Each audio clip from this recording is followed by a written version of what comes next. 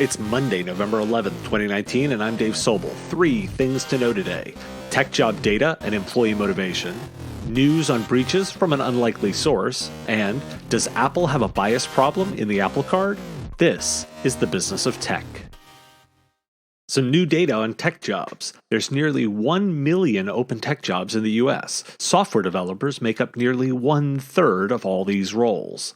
The biggest trend coming out of the report shows that work-life balance is the key driver, with the overall employment package being more important than just competitive pay. In fact, a company's mission may even trump all the other perks, as work that aligns with an individual's own goals may be the most important driver. Nearly half of tech workers said they wouldn't accept an offer if they weren't interested in the product, and 43% would turn down an offer for a company with a poor reputation. Why do we care? It's an employee's market, and understanding the motivations of employees will make the difference for those who perform and those who struggle. Labor remains the number one expense line in most technology providers' profit and loss statements, so understanding that pay is not the only factor here matters to retention. Keeping valuable employees is key when the market is so difficult. Last week, the story was Microsoft experimenting with the 4-day work week and seeing productivity boost because of it.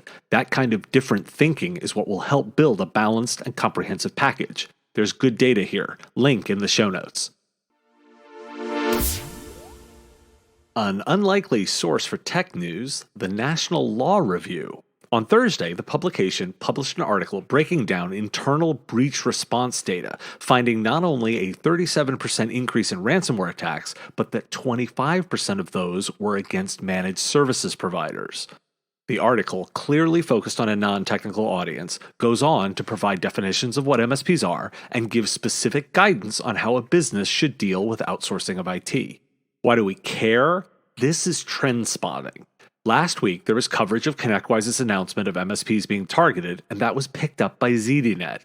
Back on the 1st, we discussed the MSP wall of shame put up by researchers at Armor, and that's been picked up by mainstream media. And on October 23rd, we reported FBI warnings around security, and that's just within the last 2 weeks. For those involved in delivering technology services in the small and medium market space, the coverage is shining a light into the security weaknesses of all these companies. When pundits have talked about reputation damage, this is what is meant here. Do not be surprised when customers ask you about your security profile, and do not be surprised if they have explicit expectations about your capabilities. The promise of managed services started with the idea of assuming more risk on behalf of your customers. Now, customers are cashing in on that, and you need to be ready.